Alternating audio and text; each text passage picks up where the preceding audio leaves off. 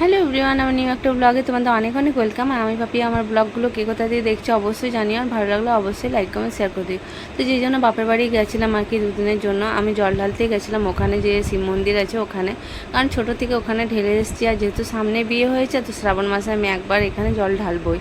তো এরাও দুজন চলে এসছে, দেখো বর ওদেরকে পৌঁছে দিয়ে গেছে। ওরা বলছিল আমরাও ওখানে জল ঢালবো বৌদির সাথে। তো ওরাও চলে এসেছে। আর যেহেতু বৃষ্টি পড়ছিল ছেলেকে বললাম তুই যাস না, তো কিছুতেই শোনে না, বললাম আমি যাবই। তো ঠিক আছে তাহলে চল। আর এদিকে দেখো চারিদিকটা কী সুন্দর লাগছে, সবুজে সবুজ একদম। আর এখানে কি বলবো, এখানে আমরা খেলতে চলে আসতাম ছোটোবেলাকার, অনেক স্মৃতি আমার জড়িয়ে আছে। তো এদিকে যে পুকুরটা ওখানেও খেলেছি। এই মা, ঠিক আছে ঠিক আছে, চটিটা পড়ো চটিটা পড়ো।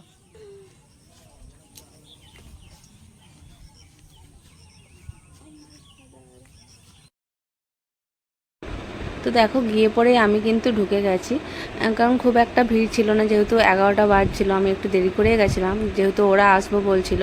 আর এদিকে ঠাকুরমশাই বলছিল তোমরা দুজন পুজো করে আর কেউ ঢোকো না, কারণ এখন আরতি করবো আর জুড়ি প্রসাদ দেওয়া হবে।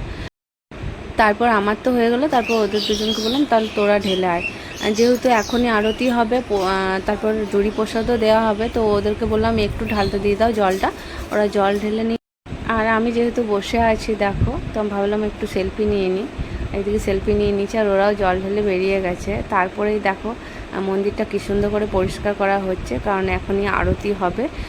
তোমরা দেখতে থাকো, খুব সুন্দর করে পুজো হয়েছিল আর কি। আর দেখো চারিদিকটা খুব মানে সবুজে সবুজ। এখানে আমরা অনেক খেলেছি ছোটোবেলা, তো অনেক দূর চলে আসতাম খেলতে। এই জন্য আমি মায়ের কাছে অনেক বোকা খেতাম, বাড়ির সবারই কাছে বোকা খেতাম আর কি, মার খেতাম। তো এখানে আমার খুব ভালো লাগতো। আমরা মানে যা আমার ছোটোবেলাকার সব বান্ধবীগুলো আছে, বন্ধুগুলো, এখানেই খেলতাম। এত দূর চলে আসতাম খেলতে। তা এত দূর বলতে খুব একটা দূর নয়, কিন্তু এই পাড়া ও পাড়া বলতে পারো।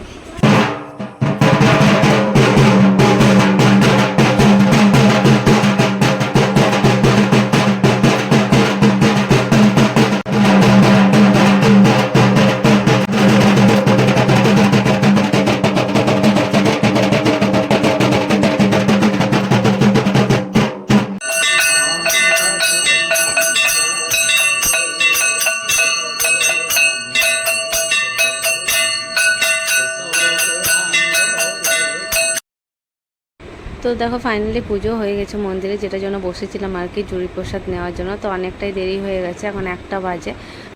তো এই জুড়ি প্রসাদটা খেতে এত ভালো লাগে, এত সুন্দর টেস্ট হয়, মানে টেস্টই আলাদা আর কি। তো দেখো বাড়িতেও আমরা করি, কিন্তু এরকম টেস্ট হয় না। তো আমি তো ঘটিতে নিয়ে নিয়েছি যেহেতু বাড়ির সবাই ছিল। আর দেখো চারিদিকটা কী সুন্দর সবুজে সবুজ। এখানে আমি অনেক রিলসও করেছি, হয়তো তোমরা দেখবে আমার ভিডিওতে, দেখতে পাবে তোমরা রিলস ভিডিওতে, এখানে ভিডিও করেছি। তো এবার চলে যাবো মায়ের কাছে, কারণ বাবাকে পুজো করলাম আর মাকে না পুজো করলে হয়। এটা হচ্ছে আমাদের বাড়ির দুর্গা মন্দির আর কি, এখানেই পুজো হয়, দুর্গা পূজা। তো অবশ্যই সেটাও তোমাদের সাথে শেয়ার করবো খুব জলদি। আর এদিকে দেখো রান্নাঘরে চলে এসেছি, মাকে কি রান্না করেছি, যেহেতু ভীষণ খিদে পেয়েছে, 1টা বাজে। তো লাউ আর ছোলা ভাঙা দিয়ে একটা তরকারি হয়েছিল, পেঁপে ভাজা হয়েছিল, লাউ বাচকা হয়েছিল, মানে লাউয়ের বড়া আর কি। কে কে করো অবশ্যই কমেন্টে জানিও এটা। আর যেটা হয়েছিল টমেটো দিয়ে পোস্ত, শুধু টমেটো পোস্ত। আর এদিকে আলু বেসন দিয়ে কিছু সেওয়ের মতো করার চেষ্টা করেছে ওরা। মা যেহেতু নেটে রান্না দেখতে খুব পছন্দ করে, তো ভ্যারাইটি ভ্যারাইটি রান্নাও করে, মানে আর খাওয়াতেও পছন্দ করে। তো এটা তো ভীষণই ভালো ছিল। ছেলে দেখো ছেলের জন্যই করেছিল, ওরা দুজন মিলেই দেখেছিল, বলেছিল দিদুন এটা আমার জন্য করে দিও। তো ও এত বললাম তেলে ভাজা খাস না, আর যেহেতু ঘরের তেলে করা, তো খুব একটা আমি মানা করি না, কারণ বাইরের খাবার ওকে আমি খেতে দিই না খুব একটা। তো বললাম ঠিক আছে তুই খা। দেখছো ভাত আজ কিন্তু পুরোটা শেষ করে দিয়েছে, কারণ ও শুধু ভাত খেতে খুব পছন্দ করে ভাজাভুজি দিয়ে, কিন্তু ডাল দিয়ে মেখে দাও একদমই খেতে চায় না। আর এইদিকে দেখো এরা দুজন কিন্তু ঘুমিয়ে গেছে, থকে গেছে আর কি পুজো করে। তো চলো আজকের ভিডিও এখানে দেখা যাচ্ছে।